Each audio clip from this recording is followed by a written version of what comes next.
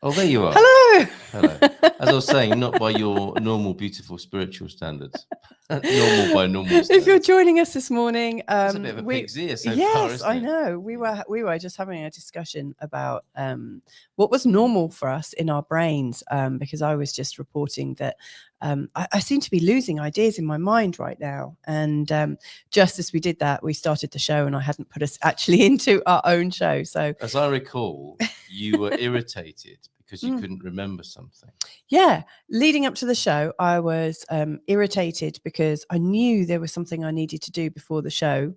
And I went to talk to Carl and invited him into the office so we could have a chat and a catch up before the show. And he's like, no, let's just sit out here. And I knew that by not being in the office, I'd forget something. And I did. Would you like me to be the worst kind of spiritual prat right now? Go on, do it. That's do it, nothing that a little bit of mindfulness couldn't sort out. Oh, that's perfect. So should we make this show about spiritual cliches?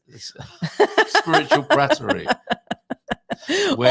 When somebody with really good intentions tries to help or heal you, and it's really not what you want right now, or makes things worse, makes you angry. The funny thing is, we do actually have a topic that we want to talk about today. I've got another do you know what? Like, I always love what goes on in the spontaneity of the moment, because I think, taking the mick out of each other spiritually could be quite fun as well. Well, you might have to explain what that means. Not everybody has that idiom in their language, taking the mick. I mean, what does that mean?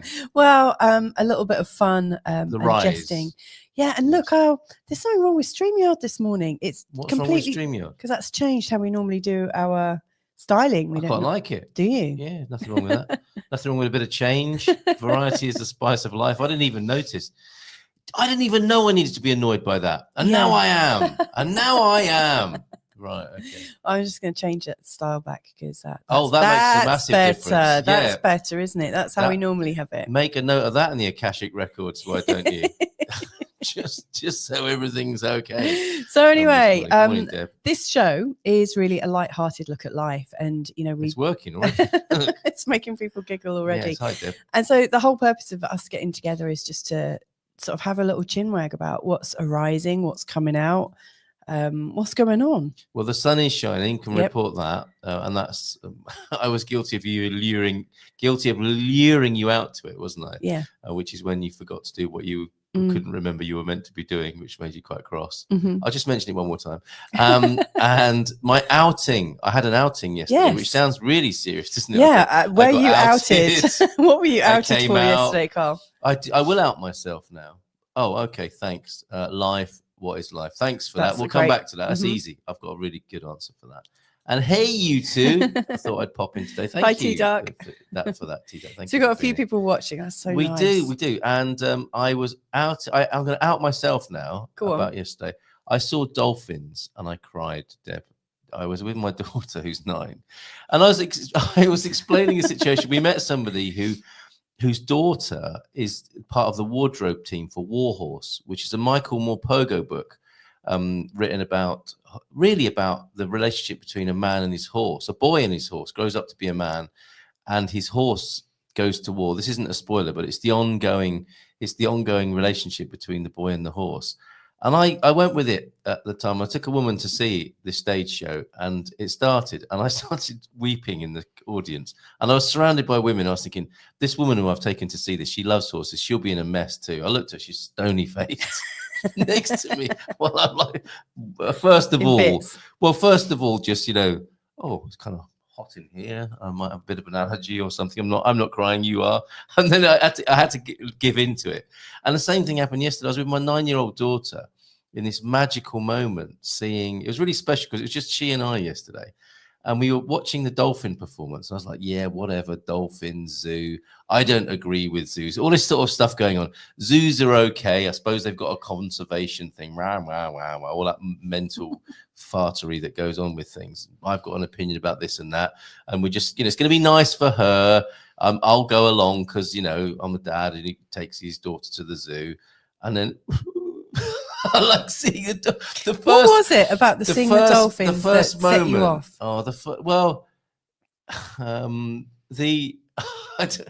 It was everything. It was an auditorium that was slowly filling up. So the show was at 2:30. We arrived at 5 or 10 past 2, and it was really lovely generally. Yeah. Because it was a trip that I was experimenting with in doing a certain kind of mental preparation and approach, if you like, and seeing what the results were like that were manifesting. And it was going really well. It was like, we've just arrived and she wants to see the dolphins. And, oh, look at the clock. It's just 20 minutes. We can go and sit down and have our packed lunch. So it's all perfect. It was perfect. The weather was perfect. People were coming in to the auditorium to see the dolphins, and the crowd was getting big, and there was a sense of anticipation. And then, when there's a crowd waiting for a performance of sometimes you get the false stop, don't you? When the music drops and people, oh, okay, no, that's not it. A bit like when you're at the cinema and you think you got to the end of the popcorn advert, and you get excited. But more before the things happened, like at a concert, when you think, okay, the level in the room has dropped, something's changing. Yeah. And no, not yet. Yeah. But finally it started. And I mean, I think what got to me a little bit, there were like some disabled kids. It just sounds so sort of cliche, but there were kids who'd been brought to see the event, to see dolphins. And so all of this was adding up. There were families who were having a lovely time there watching the situation, and it was Lisbon Zoo. And then the dolphins came out, and everyone's like clapping. It's great. And you see this relationship between the humans and the dolphins. Think, wow, that's amazing. And that just got better and better. What they do together in this show is quite extraordinary. They dance and swim and go underwater and get pushed out of the water. It's really beautiful. But just the first dolphin coming out of the water and spinning around and crashing back down. Talk about the crowd went wild. The crowd went, and people were screaming. It's like it went through my heart chakra. You've moistened your eyes. He's actually crying right now. But it went into my heart chakra like a spike. It was extraordinary. And I'm looking at my tears are flowing. They're not flowing yet. They are. You should have seen me yesterday. It's going to pop out. This is that moment when if I'm out publicly or I'm driving the car and some music comes on. Yeah, you do. This is where I can pull it back from nobody noticing, because no one's seeing me. And I was thinking, she's being very polite. My daughter's being very polite. She's obviously looked up at me and seen Niagara coming onto, or at least a tear on my cheek, which would have just made it worse, wouldn't it? It's like she was just in the joy of it. She wasn't. You're pregnant. I don't think I am pregnant. I've gone through. That's I've had what happens to me. Something's happened to me though. Something has happened to me just recently. I have had an upgrade or downgrade. Some might. But it was so moving, and it was I guess what you're saying is there's a change. You're more in touch with your feelings. I'm going through the change. I must be going through the change. Bless you. Well, that's really sweet. But we've got work to do. We've got work to do here. What is life? We've got to come back to. Look, there's a tear if you really need to. And I was first of all, I was pretending I was sweating, and I was thinking maybe I've got hay fever. No, it's a bloody dolphins. It was the dolphins. For me, do you know what? I went to the movies about a sad dog who cried like a baby yesterday. Oh. Good for you, Deb. Good for you. And I hope there were no crying shamers there. Because do you know Have you got hot flashes, Deb's asking? Yes, I do. You've seen me flush up as well, haven't you? Oh. Do I need to go and see a endocrinologist? I don't know. Am I too much in touch with my feminine side? Maybe. I don't want to answer that. You do want to answer that. You just don't want to get into any trouble, I think. Maybe you're doing the change for me. Isn't that a nice cruel trick? Is it that spooky tea machine? Can you do that? Can you have a surrogate go through things for you? Yeah, maybe. Is it the surrogate setting? Yes, it is. Is that why it has to be on at night? And I'm moaning about the flashing lights in the corner of the room, and I'm going through the menopause on your behalf. Yep, that's exactly what it is. I'll be crying again in a minute. Oh my goodness. With anger. Right. Well. Okay. Hold on a minute. Where were we? Well, we're talking about emotions and how things are moving. No, it would not be great. I wouldn't wish it on anybody. It's hell. Right. Give me some herbs. Somebody. Right. I think what we're talking about is the movement of like feeling and emotion. And I mean, to be fair, it appears that there's a lot of that happening around the world at the moment. There's a great kind of watershed of sort of energy at the moment where people are really moved in different ways. Yeah. And right now you are at a moment in your life where you're really feeling things and they're moving. I mean, I've had like a different kind of water. I've had sinuses moving in my head for the last romantic like week and a half. It's definitely not romantic. putrid sinal fluid. Exactly. Yes. It's pretty gross. But the waters are moving, aren't they? Yeah, something's moving. Well, my question for you, Bob, and everybody this morning, because we're also going to look at a 3-card reading. Yeah. We're going to check in with the wonderful Chucky Spezzano. And is it the Psychology of Vision website? He's my go-to when I'm feeling a little... he's been there for us, hasn't he? Yeah. All quietly, he's been there for us. He doesn't even know that. I mean, this is the wonderful thing, is that the people you can get the most comfort from might not even know who the hell you are, that you even exist. Yeah. They could be. Yeah, I mean, like you get a lot of comfort from Barry Long. Well, and Neville Goddard and other speakers. I've actually New Thought spirituality is the genre for it. I was looking up because for some reason, and I'm not alone in this, and it may be actually. Do you know what I think it is? I think it's to do with societal, geopolitical things. We're back. Some people say we're back in a reflection or an echo of 1930s America, right? And what goes with that, I think, are those turn of the century and in the Depression time, the spiritual speakers of the time. And I think the generic term for them, although they started a long way before that in the 19th century, but they came through and it was to do with prosperity. And it was very much a match for the times, I think, in America. But it's New Thought spirituality. Mary Baker Eddy. You've got James Hillman. Have you not? Is he the As a Man Thinketh? Don't know. James Allen. Neville Goddard, who I keep mentioning. Napoleon Hill. Yeah. Carnegie. All of these wealthy people who had a slightly different view on life and were prepared to share their psychology of vision. I mean, to use the phrase that's come up already, they were prepared to suggest to people, as a man thinketh, as you think, so is your world. Yeah. What you think about, you bring about. These are not new ideas, are they? No, they're and really you could not. argue they are timeless ideas which we've forgotten, as something else has overlaid them, and something else is trying to break through. And maybe it's coming out as tears and all sorts of sinus fluid. It's coming out as hot flushes. So I want to return to the New Thought spirituality, if not today, then at some other time. But connected to, if you were looking for a connection, and good luck with that between everything we've said this morning, it could be, I wanted to ask you a question today, and I'll ask this of everybody. How do you know it's intuition? What's intuition? When you sense you are having an intuitive process or realization, how do you know if it's intuition or not? Actually, I didn't call it intuition until I was told it was intuition. Right. But I used to just think, but you get I know drift. This. You get my drift. Okay, no, so I just always, because I always did know it. Cough break. Okay. Did you not want to cough at that moment? No. Have you stopped coughing?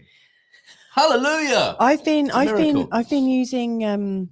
Carl referenced one of my little machines earlier. I've been using something called a Mirror Mate. We had to turn it off because it was interfering with the broadcast. I could hear something in my headphones.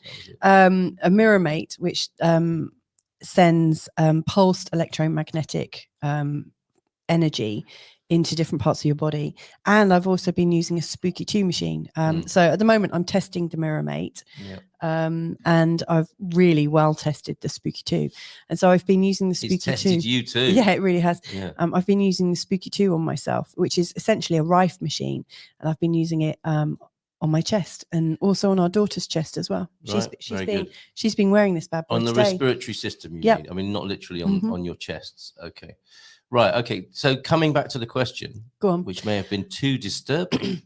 No, I mean, how do I know it's intuition? Well, I never ever thought it was anything that wasn't it already me. I never knew to name it because that was just what I knew. Right. But how do you know then, to make a distinction, how do you know it's not your rational self pretending to be the intuition? How do you know you're not kidding yourself? Oh, okay. So what you're saying, what I'm hearing is you're trying to find out how I distinguish between when I have a rational thought and when I have a deep sense of knowing. More finely, and I'm not saying this to be skeptical or to have an argument. I think it's quite an important question. That's an Are you important spoiling preface, for an isn't it? argument? No, I'm not. I'm really not. But Go on. it could be heard that way, right? Mm. Okay, thank you, Deb. How do you know it's not your ego? Mm. I might. Well, we had to talk about this a couple of days ago with our friend Carl. Yeah. So okay. we were at home with Carl. It's one of my symptoms. It's one of my symptoms. And also things. Carlito, our other friend Carl, he's named himself Carlito, so we don't get them mixed up. And but I'm also known as Carlitos. Yeah. It's even more confusing. But anyway, okay. Go on. So anyway, we were talking about sensing something happening in the future. Yeah. And whether we were going to get worried or not. So our friends babysat for us on Saturday night, and all of a sudden I sent them a message to say, watch out for the landing. It gets really slippery when it's been raining because of the damp.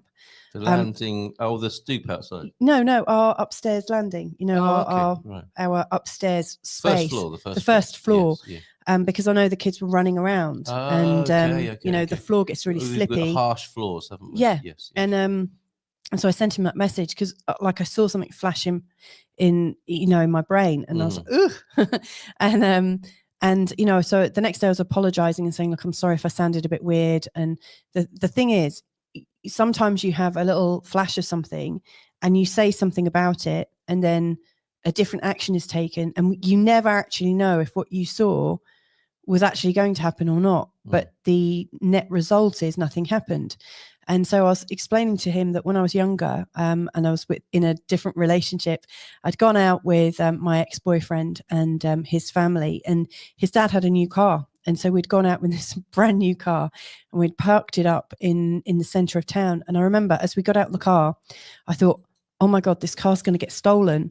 And I didn't say anything because I thought, God, if I say that to these people who are all very strong Christians and don't believe in premonitions and things like that, they're going to think I'm nuts. So I didn't say anything. And lo and behold, we came back and the car had been stolen.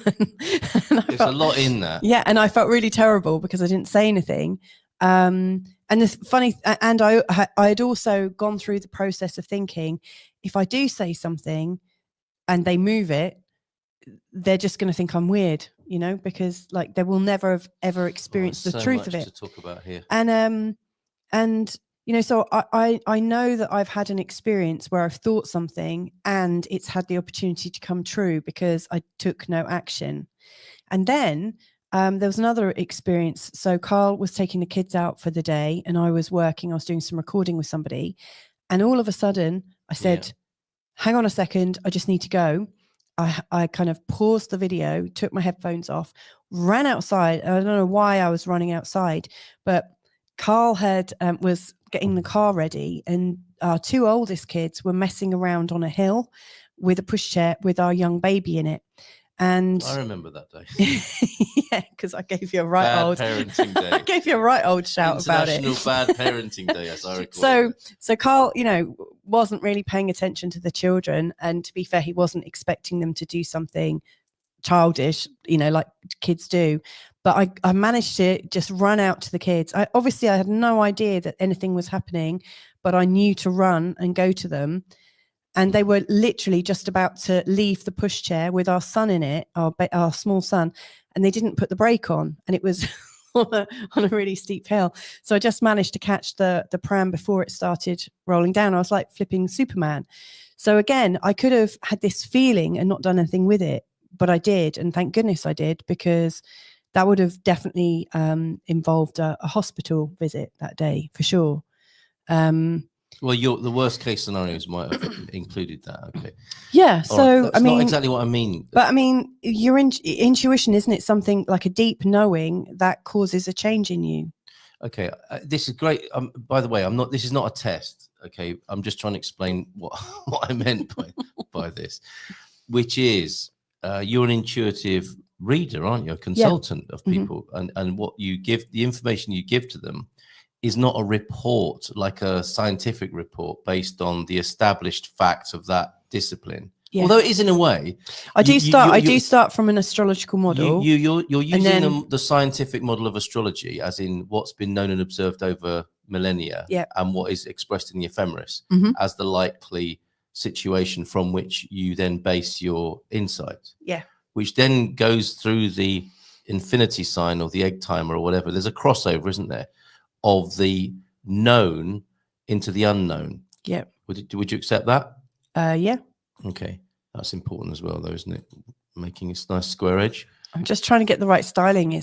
Our themes are off today. Just in case God is watching. God watches everything, of course. Right. Okay. Right. So when you've gone into your intuitive self, and that's what's interesting to me about these times, is that's the little model I've laid out there and your work life, I think are very interchangeable. I think that's what's happening in society, or maybe it's just happening to me. So I think it's happening in society, but bear with me.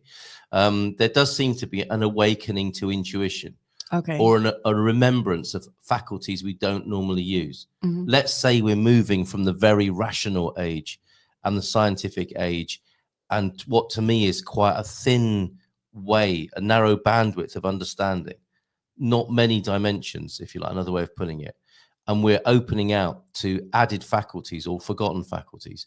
How do we know when that's happening? Is the overriding question. So what is it marked by? So I'm not saying it's not happening. I'm not saying it's a test. Even it's not a test. It does feel like a test, because you've asked me the same thing 3 times, and each time I've answered you, you've redefined your question because I haven't given you the answer. Well, I don't know if that says more about you or me at this stage, but I think what is it you want me to say? Well, I don't want you to say anything. It's a question. It's an inquiry. It's not. If it was a test, then you would have to get the right answer. You know, and that's obviously a dynamic between you and I. You think I'm testing you, which I'm not. I'm really not. And you like being tested as well, don't you? There is that too. Sometimes. And you want to do well. Yeah, and you want to win this now, don't you? No. I'm not bothered about that. No, but if it was a test, you'd like to get 100%. Yeah, definitely. Yeah, okay. It's not a test. Did I say it wasn't a test? We're going around in circles, and I find that a bit confusing. Okay, but I'm going to take it up. I'm going to take the slip road. Like, what are you asking me? I don't mean to be rude. What is? Just ask the question. How do you know it's not in? How do you know it's intuition and not just an elevated or misplaced type of rational thinking? What are the hallmarks of intuition? I'm going to come back with a different question. Does it matter? Because does it matter what it is? Yes, it because matters. If you get the right result, like you save someone's life, or you save a hospital trip, or you save a car from being stolen, or you know, does it matter if it's come from rationality or intuition? Not if you save someone's life. No, it doesn't matter at all. It's just great that you've saved somebody's life. Okay. Yeah. Where it matters is how we might give birth to a greater sense of that capacity, how we might become more skillful in that, which I think is a very important thing at the moment, is if people are becoming more intuitive, or if they're opening up and awakening to more of their intuitive capacity, what can be done to notice and encourage that? And one of the things would be, okay, yes, I recognize that when it's coming from an intuitive place, for example, and not my ego or wish to win or be right, for example, here's one good example of it. The words that you hear, as in, if you're having an intuitive moment and it comes to you as words, there wouldn't be many negative words in it. So it's listening, it's developing your skill, if you like. That's why it matters in this context, and in the context of the question I'm asking, is if we can notice it, we can grow it, can't we? If we notice what makes plants grow more easily and beautifully and fruitfully, we can do more of that. And so if we can notice what are the precursors and the actuality or the sensation or the feeling of being intuitively, we could recognize it and allow more of it. That's why it matters in the context of this question. Okay. Well, I can only talk from myself and how it appears to me. So sometimes I just know something. Yes. And it hits me like a truth. And I feel it all over. And it's not necessarily words, although when I knew that car was going to get stolen, I did definitely hear that car's going to get nicked. Watch out. But mostly I just have this strong impulse to take action straight away. And more so now than you did, presumably, because you were vindicated, weren't you? I mean, what was interesting? I think being prepared to take action, even if you think you might be a bit weird, and judged and shamed, yes, I think is important. And I have been, yes. I have been judged and shamed yes. and ridiculed, and I've been all of that. But still having the courage to feel something so completely that you take action. And if you were in that situation again this afternoon, you'd say something now, presumably in the way that you didn't back in those times? Yeah, I'd say we shouldn't be parking here. Yeah. It's very interesting, and that would make a very different world as well, wouldn't it? And that's what I'm saying is we have been in this narrow bandwidth of I'm not going to say anything because these people will think I'm weird, into that becoming less important. What a world this would be if people were truer to the messages that they can't explain scientifically, rationally in the world that we have had. What a different world it would be if people did share that sort of information. We'd have entirely different outcomes, I think. Yeah, it did occur to me yesterday, and I can't remember why, but it occurred to me yesterday that if I wasn't meant to solve something, I wouldn't get that flash of information. Like when you and Minnie went off for the day yesterday, this is the furthest away I'd ever been from my daughter. That sounds really mad because like nowadays, mums, might routinely like go out and spend quite a bit of time away from their children. And I really don't. And that's not through any judgment on how other people do it. It's just how we are. So that's like the furthest distance I'd been away from her. And a few little thoughts came up, and I was putting them through thinking, is this just my natural fear? That's it. Yes. And so I was sort of testing myself and thinking, is this my natural fear or is this my, I don't know.